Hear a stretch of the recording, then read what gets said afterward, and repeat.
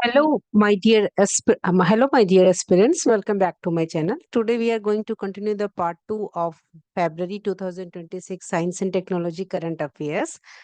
So without wasting time, I'm going to dive into the science and technology updates, and I'm going to upload videos continuously. Let's dive into the next update.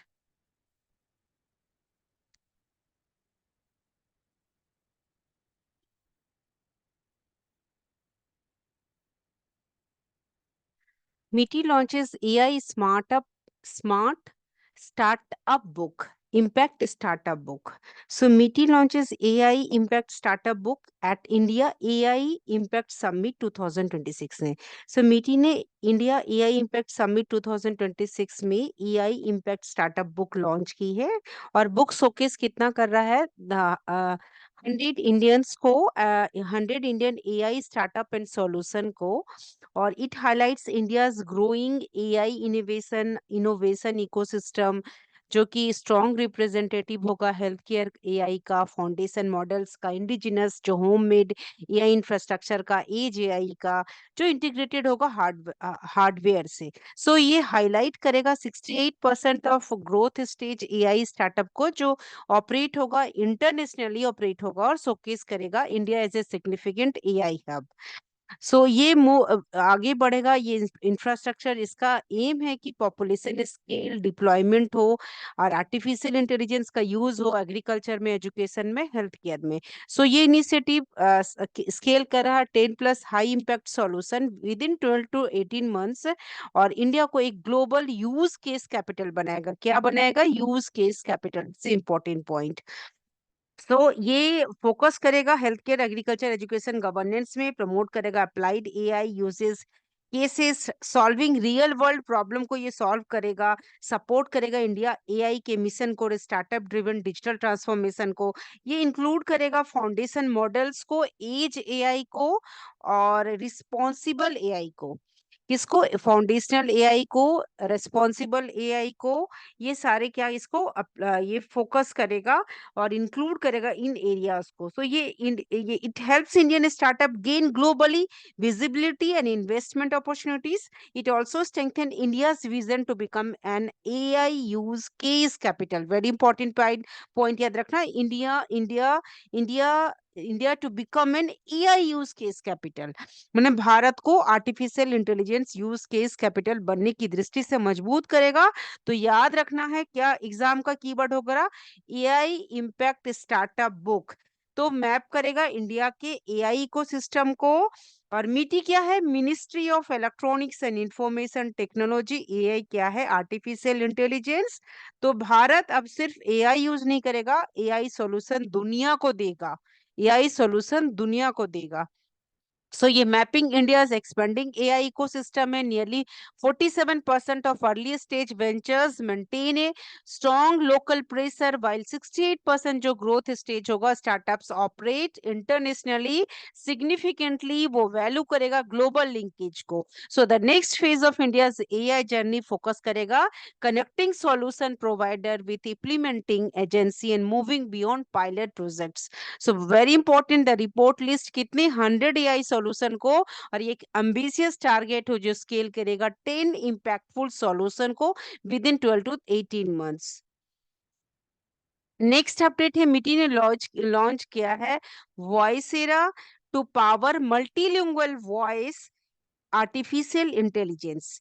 सो ये क्या है? इसने इसने भी ministry of electronics and education ने launch किया है, technology ने लॉन्च किया है ऑफिशियली. किसको? वॉइसरा का.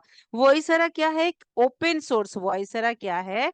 वॉइसरा एक open source multilingual voice AI platform है. Voice AI multilingual voice AI platform है. सो मिटी ने वॉइसरा नामक ओपन सोर्स बहुभाषी voice AI artificial intelligence platform को लॉन्च किया है. ये किस पे बिल्ड हुआ है? ये बिल्ड हुआ है Bhashini Bhashini Bhashini national language infrastructure पे। So it is build on Bhashini. Bhashini, ये इंपॉर्टेंट पॉइंट याद रखना है। ये वॉइसेरा जो बिल्ट हुआ है वोकल एआई जो प्लेटफॉर्म बना है, किस पे बना है? Bhashini. Bhashini national language infrastructure में, जो सपोर्ट करेगा इंडियन लैंग्वेज को, इंडियन लैंग्वेज स्पीच टेक्नोलॉजीज को। सो वॉइसरा सपोर्ट करेगा स्पीच रिकॉग्निशन को, टेक्स्ट टू स्पीच को, और कन्वर्सेशनल भी रहेगा, बातचीत भी कर पाएंगे with the help of artificial intelligence. So it promotes multilingual digital inclusion in India. ये प्रमोट करेगा कि भारत में बहुभाषी डिजिटल समावेश को बढ़ावा दे। It is useful in e-governance, education, agriculture, citizen services. So strengthen करेगा इंडिया के sovereign and indigenous AI ecosystem को। और ये क्या है? ओपन सोर्स इंफ्रास्ट्रक्चर है। क्या है ये ओपन सोर्स इंफ्रास्ट्रक्चर है, जो कि स्केलेबल है, इंट्रोपरेबल है वॉइस सॉल्यूशन के लिए। So it helps to bridge the language barrier in digital services. ये डिजिटल सेवाओं में भाषा बाधा को कम करेगा, सपोर्ट करेगा इंडिया के vision of digital public infrastructure for voice AI. So याद रखना है वॉइसरा, देन उससे रिलेटेड कौन सा प्लेटफॉर्म है? भाषिनी नेशनल लैंग्वेज, और ये मल्टीलिंगुअल वॉइस एआई है। तो ये भाषिनी डिवीजन पे है, centre for open software cos eight IIT Bengaluru और एआई फॉर भारत के कोलैबोरेशन से बना है भाषिनी। ये पॉइंट को याद रखना है, जिससे कि ये डुप्लीकेशन ऑफ एफर्ट को डेवलपर और इलिमिनेट करेगा, रिमूव करेगा, वेंडर लुक इन को स्ट्रेंथन करेगा इंडिया के सॉवरेन एआई कैपेबिलिटीज को।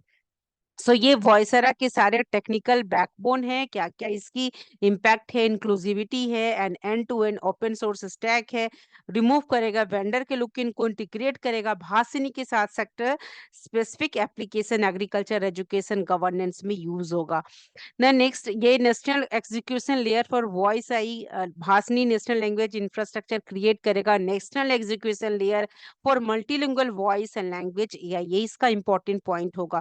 सो इसका कोलेबोरेशन होगा किससे कि अमिताभ नेम जो है चीफ एग्जीक्यूटिव ऑफिसर है डिजिटल इंडिया भाषिनी डिवीजन के। कौन है? ये भी याद रखना, अमिताभ नेक, जो कि चीफ एग्जीक्यूटिव ऑफिसर है डिजिटल इंडिया भाषिनी डिवीजन के।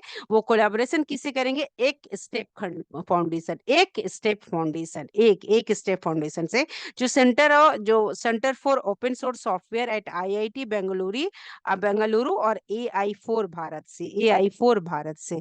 तो एक्सपर्ट डिस्क्राइब करेंगे कि Voicera as a digital public good that enables interoperable execution ready deployment without rebuilding entire technology stacks. So important है, ये सपोर्ट करेगा India's vision of digital public infrastructure for voice AI. So words you have to remember, Voicera, वॉइसनी plus multilingual voice AI. Next update है उत्तराखंड। भाषिनी का full form क्या है? Bhashini is the Bharat interface for India. Bhashini is the Bharat interface for India. So UPI के बाद भारत ला रहा है voice revolution, that is a Voicera. इस पॉइंट को याद रखना है, यूपीआई के बाद भारत जो ला रहा है वॉइस रिवॉल्यूशन, वो है वॉइसरा। नेक्स्ट क्या है? Uttarakhand crosses 1 gigawatt solar energy milestone. So ये बहुत बड़ा अचीवमेंट हो गया। So Uttarakhand crossed 1 gigawatt installed solar power capacity. Uttarakhand ने 1 गीगावाट सोलर ऊर्जा क्षमता को पार कर ली है। It is a major milestone in renewable energy growth की। क्या ग्रोथ का रहा? रिन्यूएबल एनर्जी ग्रोथ का। स्टेट्स का total installed capacity, solar capacity कितना है? 1027.87 मेगावाट। तो इसको ये रीइंफोर्स करेगा, इंप्रूव करेगा its commitment to become a sustainable development and energy self dependent. ये रिन्यूएबल एनर्जी को स्ट्रॉन्ग करेगा और आत्मनिर्भर भारत और इम्फेसाइज करेगा ग्रीन ग्रोथ को। इसका क्या हो गया? ये बूस्ट करेगा स्टेट्स के ट्रांजिशन टुवर्ड क्लीन एनर्जी। यह राज्य के स्वच्छ ऊर्जा परिवर्तन को बढ़ावा देता है, reduces dependence on conventional fossil fuel पे कम निर्भर रहेगा, सपोर्ट करेगा इंडिया के ग्रीन एनर्जी क्लाइमेट गोल को। सोलर सोलर एक्सपेंशन इंक्लूड्स करेगा rooftop and utility scale project को यूज करेगा, कार्बन इमिशन कम करेगा, प्रमोट करेगा सस्टेनेबिलिटी को। और सबसे इंपॉर्टेंट पॉइंट, ये स्ट्रेंथन करेगा energy security in which area? Hilly region. Hilly region में, ये पर्वतीय क्षेत्र में ऊर्जा सुरक्षा मजबूत करेगा। So it shows progress under renewable energy mission. So Uttarakhand क्या है, याद रखना है, 1 giga solar milestone.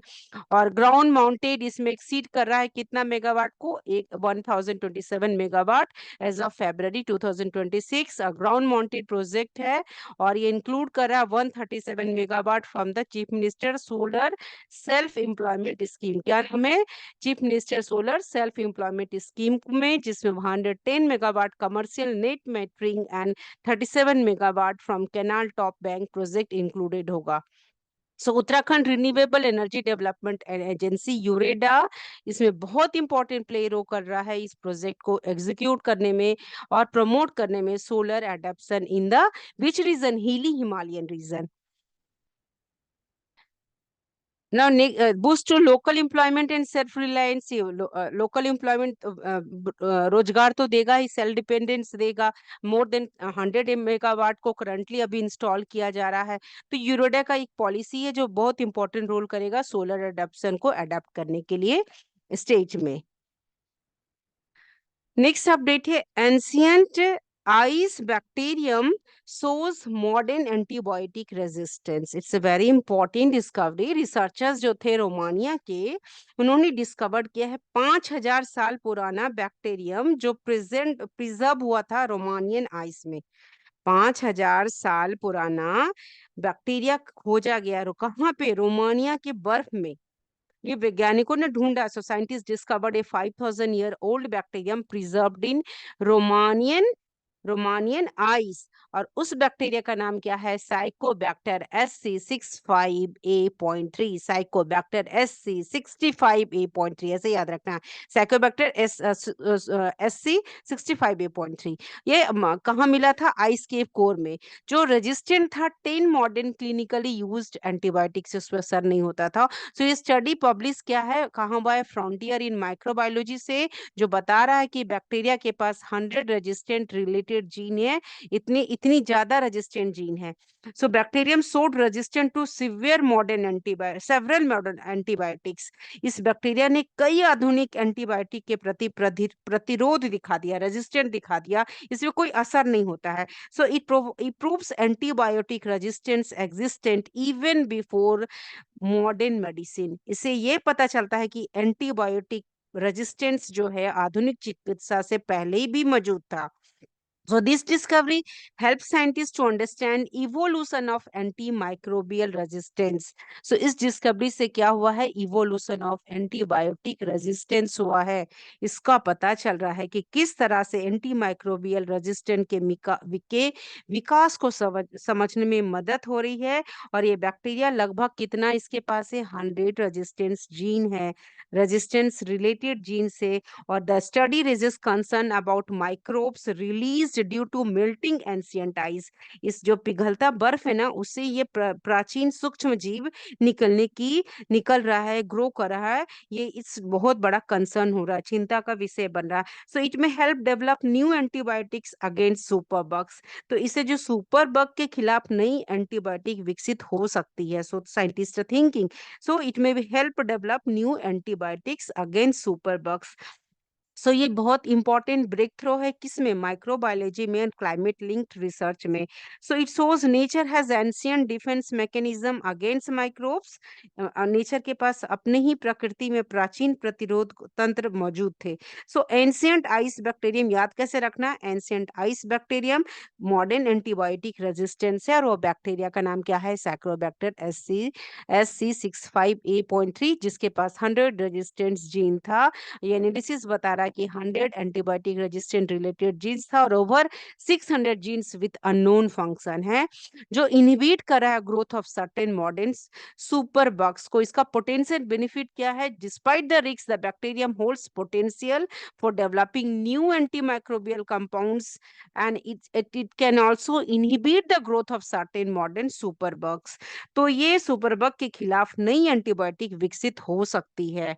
Scientists are just thinking that it is an important breakthrough in microbiology and climate research, linked research.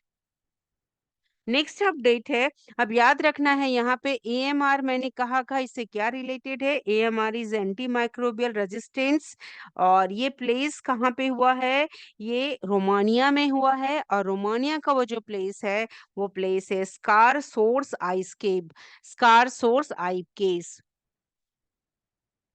Now next update है, United State airlifts micro nuclear reactor in historic test. United State ने conduct किया है historic airlift test of a micro nuclear reactor. United States ने micro nuclear reactor का ऐतिहासिक airlift परीक्षण किया है। United State department of energy and defence ने सक्सेसफुली कंप्लीट किया first ever airlift of a micro nuclear reactor. और ये ट्रांसपोर्ट, इसमें क्या ट्रांसपोर्टिंग करा है, Valar atomic Ward unit from California to Utah via C-17 cargo plane को। ये टेस्ट शो कर रहा है portable nuclear reactor can be rapidly deployed. इससे पता चल रहा है कि पोर्टेबल न्यूक्लियर रिएक्टर को तेजी से तैनात किया जा सकता है। सो माइक्रो रिएक्टर क्या है, प्रोवाइड कर रहा है पावर इन रिमोट और मिलिट्री एरियाज में। ये माइक्रो रिएक्टर क्या कर रहा है, पावर दे रहा है रिमोट एरिया में, दूरस्थ क्षेत्रों में और अन्य सैन्य ठिकानों को बिजली दे सकता है। सो ये एक सपोर्ट करेगा clean reliable mobile energy generation को। और ये इंपॉर्टेंट स्टेप होगा किसके लिए, स्मॉल मॉड्यूलर रिएक्टर टेक्नोलॉजी के लिए। किसके लिए बहुत इंपॉर्टेंट होगा, SMR के लिए। ये इंपॉर्टेंट किस लिए होगा, ये प्रोड्यूस करेगा स्मॉल मॉड्यूलर रिएक्टर टेक्नोलॉजी को, और यूजफुल होगा डिजास्टर जोन के लिए, इमरजेंसी पावर सप्लाई देगा। ये एक डेमोन्स्ट्रेट करेगा स्ट्रेटजिक मिलिट्री एनर्जी इनोवेशन को, और ये ट्रांसफॉर्म करेगा future portable nuclear power system को। ये सपोर्ट करेगा next generation resilient energy infrastructure को। So micro nuclear reactor airlift test हुआ है, इस चीज को याद रखना है। और ये यूनिट ट्रांसपोर्ट होगा मार्च एयर रिजर्व बेस से कैलिफोर्निया से Hill area force base in Utah aboard a C-17 Globemaster third aircraft से। और ये विदाउट जाएगा, ये रिएक्टर मूव करेगा बिना न्यूक्लियर फ्यूल का, अनफ्यूल्ड होगा, और टेस्ट करेगा ट्रांसपोर्टेबिलिटी और लॉजिस्टिक। और ये डेमोन्स्ट्रेट कर रहा है ability to deliver resilient mobile power दूर की जगहों पे, remote bases and emergency civilian needs को। ये हाईलाइट कर रहा है shift toward small modular reactor, जो मीट करेगा हाई एनर्जी डिमांड को, किसके लिए, for artificial intelligence, data center के लिए, डिफेंस इंफ्रास्ट्रक्चर के लिए। Next update here, which is a very important update. Bonnie Besser highlights power of bacterial communication. So Bonnie Bassler ने हाईलाइट किया। पहले तो जानते हैं कि बॉनी बेसर है क्या, कौन है। ये इमेज है बॉनी बेसर का दिया हुआ, this is the image of Bonnie Bassler. So Bonnie Bassler is a famous molecular biologist, एक फेमस मॉलिकुलर बायोलॉजिस्ट है जिसको जाना जाता है, डिस्कवर इन्होंने किया है how bacteria communicate with each other, कैसे बैक्टीरिया एक दूसरे से कम्युनिकेट करते हैं। सो वो एक पायोनियर है, किस चीज में पायोनियर है, क्वारम सेंसिंग में। किसमें पायोनियर है, ये पायोनियर है क्वेरम सेंसिंग में। अब वर्ड आता है कि क्वेरम सेंसिंग है क्या, तो बैक्टीरिया एक रिलीज करता है केमिकल को जो सिग्नल करेगा talk to coordinate action like. Bacteria क्या करता है, रिलीज करता है केमिकल सिग्नल को। क्वारम सेंसिंग का मतलब है कि बैक्टीरिया रिलीज कर रहा है केमिकल सिग्नल को, टॉक कर रहा है to coordinate action like causing infection, forming biofilms, glowing bioluminescence, acting together like a group. So ये bacteria don't act alone, they act collectively. So इसका इनका मेजर कंट्रीब्यूशन क्या हुआ इस बॉनी बेसलर का, इसने डिस्कवर किया कि बैक्टीरियल कम्युनिकेशन मॉलिक्यूल्स को, इसने शो किया कि bacteria can count their population, और उन्होंने नया वे दिया टू फाइट डिजीज। उन्होंने बताया कि open new way to fight disease by blocking bacterial communication instead of killing bacteria. Very important point. उन्होंने क्वारम सेंसिंग को जानने के बाद ये बताया कि हम बैक्टीरिया के कम्युनिकेशन को, बातचीत को हम रोक दे रहे हैं, जो जो मेथड हो रहा है उनको, उस इंस्टीड ऑफ किलिंग बैक्टीरिया। ये इंपॉर्टेंट हो गया बहुत ही ज्यादा एंटीबायोटिक रेजिस्टेंस रिसर्च के लिए। और ये जो बोनी बेसलर है ये एसोसिएटेड है प्रिंसटन यूनिवर्सिटी प्रोफेसर है ये, और होवार्ड होगस मेडिकल इंस्टीट्यूट की इन्वेस्टिगेटर है। क्यों ये इंपॉर्टेंट है? हर वर्क में help develop new generation medicine beyond antibiotics, very important point. Her work में develop new generation medicine beyond antibiotics. जो इसका फेमस लाइन उन्होंने कहा है, bacteria are not solitary creatures, they are social organism. अकेले नहीं रहता है, वो ग्रुप में रहता है। Bonnie Bassler quorum sensing bacterial communication एक बहुत बड़ा खोज हुआ। और इसके अनुसार क्या पता चल रहा है कि उन्होंने हाईलाइट किया था power of bacterial communication through the process is known as a quorum sensing. Bacterial communicate using chemical signal, किसके मदद से? केमिकल सिग्नल से। और we can count their population, distinguish self from other and coordinate group behaviours like virulence. Virulence का मतलब वो होता है जो कि डिजीज कॉज करता है, तो उसको हम उसके बिहेवियर को उसको कोऑर्डिनेट कर सकते हैं, उसको जान पाते हैं कि कौन सा बैक्टीरिया वायरुलेंट है, डिजीज कॉज कर रहा है। Her research shows bacteria act as a multicellular communities. ये ग्रुप में एक दूसरे से कम्युनिटीज बनाता है, ग्रुप बनाता है। और ये एक इनोवेटिव पाथवे दे रहा है to fight antibiotic resistant infection. और कैसे? उनके कम्युनिकेशन चैनल को डिस्ट्रॉय कर दो। तो ये बहुत बड़ी डिस्कवरी होगी। उन्होंने बैक्टीरियल कम्युनिकेशन क्वारम सेंसिंग दिया है, जिसका नाम, और बैक्टीरिया यूज कर रहा है केमिकल सिग्नल मॉलिक्यूल्स, और उसका नाम क्या है? Auto inducer. ऑटो ड्राइवर्स याद रखिएगा, ऑटो इंड्यूसर। और वो डिटेक्ट करता है पॉपुलेशन डेंसिटी एंड सिंक्रोनाइज करता है उसकी एक्टिविटीज को। ऑटो इंड्यूसर क्या करता है? उसके बैक्टीरिया के पॉपुलेशन डेंसिटी को जानता है और उसके सारे एक्टिविटीज को सिंक्रोनाइज करता है। ये मल्टीलिंगुअल बैक्टीरिया, ये बैक्टीरिया पोजेस करता है मल्टीपल डिस्टिंक्ट केमिकल लैंग्वेज को, जो एक दूसरे को डिफरेंशिएट करता है अपने अलग अपने अपने स्पेसीज से और डिफरेंट स्पेसीज से, और उस को क्या कहते हैं? Multilingual organism. तो कलेक्टिव बिहेवियर भी है। Rather than acting as a solitary cell, bacteria collective है, ग्रुप में है, और इसका बिहेवियर क्या है? प्रोवाइड करता है bioluminescence and biofilm formation. That ये जो है बायोल्यूमिनेसेंस एंड बायोफिल्म फॉर्मेशन कोई सिंगल बैक्टीरिया नहीं कर सकता है।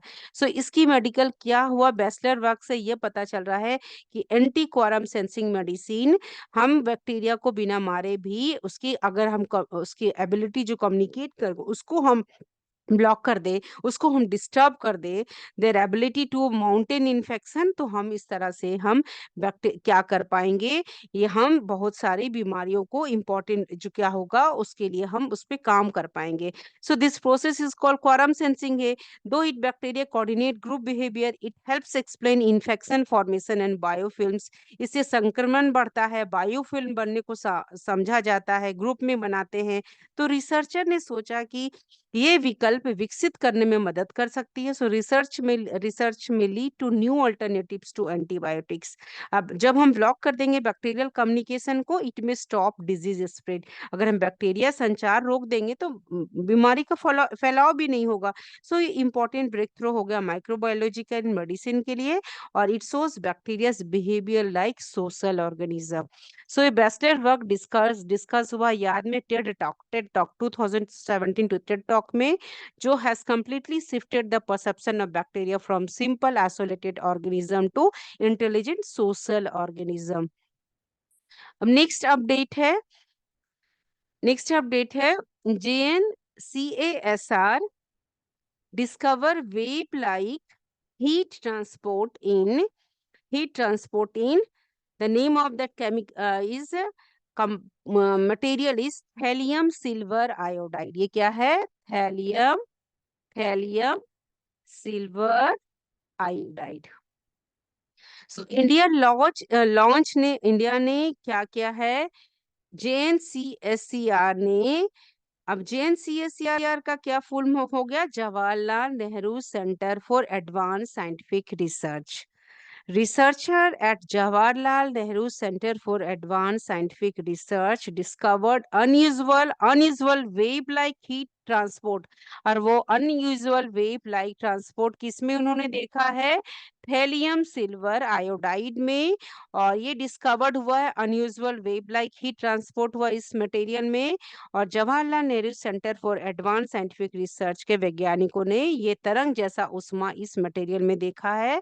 एंड हीट नॉर्मली, हम जैसा जानते हैं कि heat normally moves through solids भाया phonons behaving like particles. Heat जैसे कि ट्रांसफर होता है जैसे फोनोन की तरह, नामकन जैसी कंपन होती है फोटोन की तरह। In this material heat shift कर रहा है, इस मटेरियल में हीट शिफ्ट कर रहा है particle like to wave like coherent transfer. इसमें इस मटेरियल में हीट का शिफ्टिंग हो रहा है, particle like to wave like coherent transfer transport.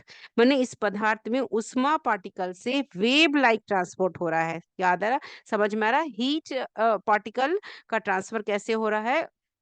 Particles like two means उष्मा पार्टिकल लाइक से वेव लाइक ट्रांसपोर्ट में बदल रही है, इस पदार्थ से पता चल रहा है। सो इसको कहते हैं particle to wave crossover. Particle to wave crossover means heat shift from particle to wave like coherent transport. So this material Helium silver iodide so ultra allow thermal conductivity useful for thermal insulation। और ये पदार्थ बहुत कम thermal conductivity दिखाता है, तो इसको हम as a insulator insulation के लिए यूज कर सकते हैं। Discovery challenges the traditional phonon gas model को जो फोनोन गैस मॉडल है उसको वो चैलेंज कर रहा है। और it can hold next generation thermo electric materials development. So it is important for, किस लिए इम्पोर्टेंट है ये? heat management in advanced electronics. Heat management in advanced electronics. It also shows crystal like behave party like glass and crystal together। ये दिखाता है कि पदार्थ एक साथ ग्लास और क्रिस्टल क्रिस्टल जैसा व्यवहार कर सकता है। तो याद रखना है कि wave like phonon heat transport हो रहा है किसमें? थैलियम सिल्वर आयोडाइड में। ये zero dimension inorganic metal halide है जिसका discrete cursor like building block है। ये स्ट्रॉन्ग कैटाइन कैटाइन रिपल्सन रखता है फॉलोइंग पॉलिंग्स थर्ड रूल्स। जो शो कर रहा है, कॉज कर रहा है लोकल स्ट्रक्चर डिस्ट्रॉय हो रहा है और लीड कर रहा है high and harmonicity which shorten the average phonon mean free path. और ये फैसिलिटेट कर रहा है न्यू ट्रांसपोर्ट रेजिमे को। सो ये मटेरियल के पास ये प्रॉपर्टी है, बहुत ही लो लेटिस थर्मल कंडक्टिविटी है, अप्रोक्सीमेटली 0.18 WM.K, जो बहुत ही नियरली टेम्परेचर इंडिपेंडेंट एवब है। सो ये डिस्कवरी किससे लेड बाय प्रोफेसर कनिष्का विश्वास बेंगलुरु, जो पब्लिश्ड इन कोलैबोरेशन विथ थेरोटिशियन, जो ऑफर करता है पाथ एक designing advance thermo electric material. तो इसमें रिसर्चर्स यूज कर रहे हैं सिंक्रोटन एक्सरेज को और रमन स्पेक्ट्रोस्कोपी को कि कंफर्म कहीं करे कि कोहेरेंस ड्रिवन ट्रांसपोर्ट रेजिम में है। और ये शो कर रहा है crystal like behave particles partly like glass and crystal together. So ये इंपॉर्टेंट हो गया किस लिए? Heat management in advance electronics, ये वेरी इंपॉर्टेंट पॉइंट। और एग्जाम कीवर्ड क्या होगा? Wave like phonon heat transport दिखा गया किसमें? थैलियम सिल्फर आयोडाइड में। हुआ कहाँ यहाँ पे? इसे हुआ है बेंगलुरु में, बेंगलुरु में। ठीक है, तो हीट पार्टिकल की तरह नहीं, वेव की तरह ट्रेवल करे, Indian scientist just prove it. Heat particles normally heat particle scattering होता है, यहाँ इसमें पता चला है हीट वेव टनलिंग कोहेरेंटली। सो ये जो थैलियम सिल्वर आयोडाइड है thermal waves in silver iodide को शो कर रहा है, शोकेस कर रहा है इस प्रॉपर्टी को। Now next है year India launches first national biobank for LSD rare diseases। So India ने लॉन्च किया अपना पहला नेशनल बायो बैंक किसके लिए? लाइसोसोमल स्टोरेज डिसऑर्डर के लिए।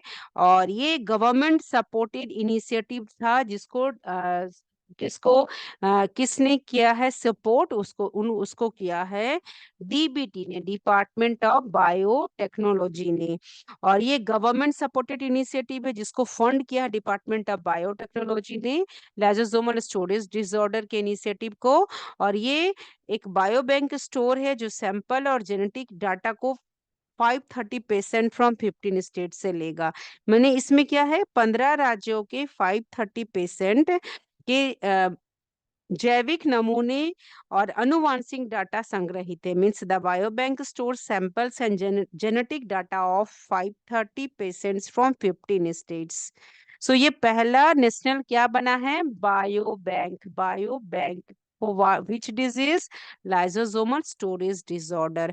ये कवर करेगा कितने डिसऑर्डर को, 27 डिफरेंट लाइसोसोमल स्टोरेज डिसऑर्डर को ये कवर करेगा अंडर 8, जिसके under 8 LCD subgroups, including Gaucher disease, Tay Sachs disease and Morquio A syndrome. So ये डाटा सैंपल लेगा जीनोमिक डीएनए फ्रॉम ब्लड से, प्लाज्मा से, यूरिन से। सैंपल ऑफ 530% लिया गया है, कितने स्टेट से, 15 स्टेट से। और इस राज्य को जैविक नमूनों को संग्रहित किया जा रहा है। तो it will help develop affordable diagnostic and therapies for rare diseases. इसे दुर्लभ रोगों के लिए एक अफोर्डेबल जांच हो जाएगा, उपचार हो पाएगा। It supports precision medicine and genomic research in India. और ये और इसके मुताबिक ये serve as advance research, enable precision medicine and accelerate the development of indigenous therapy. और किसके मुताबिक, पबमेड आर्टिकल के मुताबिक screening technique for metabolic disorder किया जाएगा। It can accelerate drug discovery and early diagnosis. इस मेथड से, इस बायोबैंक से क्या होगा, ड्रग डिस्कवरी और अर्ली डायग्नोसिस तेजी से हो पाएगा। ये स्ट्रेंथन करेगा इंडिया के rare disease health care infrastructure को। तो नेशनल बायोबैंक किसके लिए बना है, वो बना है एलसीडी रेयर रेयर डिसऑर्डर के लिए। लाइसोसोमल स्टोरेज डिसऑर्डर किसके मदद से, डिपार्टमेंट ऑफ बायोटेक्नोलॉजी के मदद से। अब ये कहाँ हुआ है, अहमदाबाद, अहमदाबाद गुजरात में, गुजरात। ये पहले बार हुआ है, अहमदाबाद गुजरात ने लीड इंस्टीट्यूशन बना है, foundation for research in genetics and endocrinology. So rare disease research में भारत की बड़ी छलांग हुई है। पहला नेशनल बायोबैंक लॉन्च हुआ है, वो कहाँ, अहमदाबाद गुजरात में। अब चलते हैं कि हम ये जाने कि लाइसोसोमल स्टोरेज डिसऑर्डर क्या है। तो ये group of rare inherited genetic disorder है, जिसमें बॉडी नहीं पूरी तरह से can not properly break down certain fat, sugar और वेस्ट मटेरियल इनसाइड सेल। आ रहा है, लाइसोसोम को हम कहते हैं ना कि सुसाइडल बैग ऑफ सेल। तो इस केस में क्या होता है ना कि इस डिजीज में बॉडी पूरी तरह से नहीं तोड़ पाता है, फैट जो आप खा रहे हैं, शुगर जो खा रहे हैं, या वेस्ट मटेरियल जो बॉडी में है उसको नहीं तोड़ पाता है। तो सिंपल आइडिया कि cell have tiny recycling centre, जिसको लाइसोसोम कहते हैं। तो लाइसोसोम क्या करता है, नॉर्मली करता है ब्रेक डाउन वेस्ट को। एलसीडी में क्या करता है, कुछ इंजाइम होते हैं जो इस बीमारी में, एलसीडी में कुछ इंजाइम क्या होते हैं, डिफेक्टिव हो जाते हैं। और इसमें कुछ इंजाइम डिफेक्टिव हो जाएंगे, डिफिशियंसी हो जाएगी, मिसिंग हो जाएगा, वेस्ट बन जाएगा, बॉडी में बनता जाएगा बॉडी में। और ये डैमेज कर देगा किस चीज को, बॉडी सेल को। तो ये इसलिए इसको डिसऑर्डर कहते हैं, वेस्ट बिल्डअप इनसाइड सेल। और दिस डैमेज ऑर्गेन्स को डैमेज करना शुरू कर देगा। सो स्टोरेज डिसऑर्डर भी इसको आप कहेंगे, इसीलिए इसको कहते हैं लाइसोसोमल स्टोरेज डिसऑर्डर, क्योंकि हार्मफुल मटेरियल एक्युमुलेट हो रहा है, स्टोर्ड हो रहा है। और यूजुअली ये इनहेरिटेड होता है, जेनेटिक म्यूटेशन है। और इस इफेक्ट किसको करता है, ये ब्रेन को करेगा, आपके लीवर को करेगा, स्प्लीन को करेगा, बोन्स को करेगा, मसल को करेगा, नर्वस सिस्टम को करेगा। तो इन बीमारियों का नाम है Gaucher disease, Fabry disease, Pompe disease, Tay Sachs disease and mucopolysaccharidoses disease. तो सिम्टम क्या होता है, डेवलपमेंट डिले होगा, ऑर्गन बड़ा हो जाएगा, मसल वीकनेस आएगा, सीजर होगा, बोन प्रॉब्लम आएगा। और इस बीमारी के लिए ट्रीटमेंट क्या है, enzyme displacement therapy, gene therapy, stem cell transplant, supporting therapy. तो प्रोग्नोसिस क्या है, मोस्ट एलसीडी प्रोग्रेसिव है, क्रोनिक है, लाइफ लिमिटिंग है, ऑफन प्रेजेंटिंग है बचपन से, चाइल्डहुड से, कुछ जो होते हैं एडल्टहुड में आते हैं। तो बायोबैंक इसलिए इंपॉर्टेंट हो गया इस बीमारी के लिए, क्योंकि ये डायग्नोस करेगा, रिसर्च करेगा, न्यू ट्रीटमेंट देगा, रेयर डिजीज ड्रग डिस्कवरी करेगा। So lysosomal storage disorder are inherited diseases caused by defective lysosomal enzymes which is leading to accumulation of undegraded substances, means waste substances. So these are about disrupted. Now next, ये therapeutic approach है lysosomal storage disease का, क्या क्या फायदा होगा, किस तरह से होगा, सबस्ट्रेट होगा, तो ये डिफेक्टिव लाइसोसोमल एंजाइम किस तरह से काम करेगा, इसका पूरा पाथवे है। तो नेक्स्ट अपडेट है global research and development spending hits $2.87 trillion in 2024। So global research and development ने स्पेंड किया कितना, डॉलर 2.87 ट्रिलियन डॉलर को, और ये मार्क किया नियरली कितना परसेंट ग्रोथ को, नियरली 3% ग्रोथ हुआ है। सो global research and development spending reach $2.87 trillion in 2024 and this marks nearly 3% growth over 2023 spending, या 2023 की तुलना में लगभग 3% वृद्धि ग्रोथ दिखा रहा है। सो global research and development spending has almost कितना हो गया, 3 गुना हो गया सिंस 2000। सो एशिया कंट्रीब्यूट्स, एशिया कितना कंट्रीब्यूट्स कर रहा है, एशिया कंट्रीब्यूट्स कर रहा है 45% of global research and development expenditure को। चाइना और यूनाइटेड स्टेट रिमेन टॉप में रह रहा है रिसर्च एंड डेवलपमेंट इन्वेस्टर में, और इनोवेशन स्पेंडिंग शिफ्ट हो रहा है स्ट्रांगली टूवर्ड इमर्जिंग इकोनॉमिक्स के तरफ, और research and development driving process है किसमें, आर्टिफिशियल इंटेलिजेंस में, बायोटेक्नोलॉजी में, ग्रीन एनर्जी में, सेमीकंडक्टर में, और हायर जब आपका रिसर्च एंड डेवलपमेंट होगा तो इम्प्रूव करेगा इनोवेशन को और कम्पिटिटिवनेस को। सो याद रखना है कि global research and development intensity कितना नियरली हो गया, 2% of world GDP. So global research and development spending कितना किया गया है, 2.87 trillion. Global research development intensity लगभग 2% ऑफ वर्ल्ड जीडीपी हो गया है। की ड्राइवर डोमिनेंट है, 70 to 90% of research and development in leading innovation economy में लग रहा है, और finding reflect stable bipolar structure in global research and development किसका है, China and Asia, alongside the democratization of innovation in other regions. So एक Asia कितना कर रहा है, 45% of global research and development expenditure, और global research and development intensity हो गया लगभग 2% of world GDP. Next update है Chandrayaan 4 south pole landing site identified. तो इंडिया स्पेस ऑर्गेनाइजेशन ने आइडेंटिफाई किया एक लैंडिंग रीजन कहाँ पे, नियर मून साउथ, मून के साउथ पोल पे, मून के साउथ पोल में, और चंद्रयान 4। सो मिशन आर्म किया एक लूनर सैंपल रिटर्न को, ए मेजर स्टेप बियॉन्ड चंद्रयान 3, और ये इसरो ने स्पेस एप्लीकेशन सेंटर आइडेंटिफाई किया MM4 साइट, और ये लोकेटेड नियर कहाँ पे, moon's moon's mountain in lunar south polar region में, लैटिट्यूड एंड लॉन्गिट्यूड दिया हुआ है as a premier landing spot for the Chandrayaan 4 sample return mission के लिए। तो ये इंडियन स्पेस रिसर्च ऑर्गेनाइजेशन ने चंद्रयान 4 के लिए चंद्रमा के दक्षिणी ध्रुव के पास लैंडिंग साइट को पहचाना है। सो ये मिशन का आर्म है लूनर सैंपल रिटर्न का, major step beyond Chandrayaan 3। South pole important है क्योंकि ये पॉसिबल वाटर आइस डिपॉजिट है।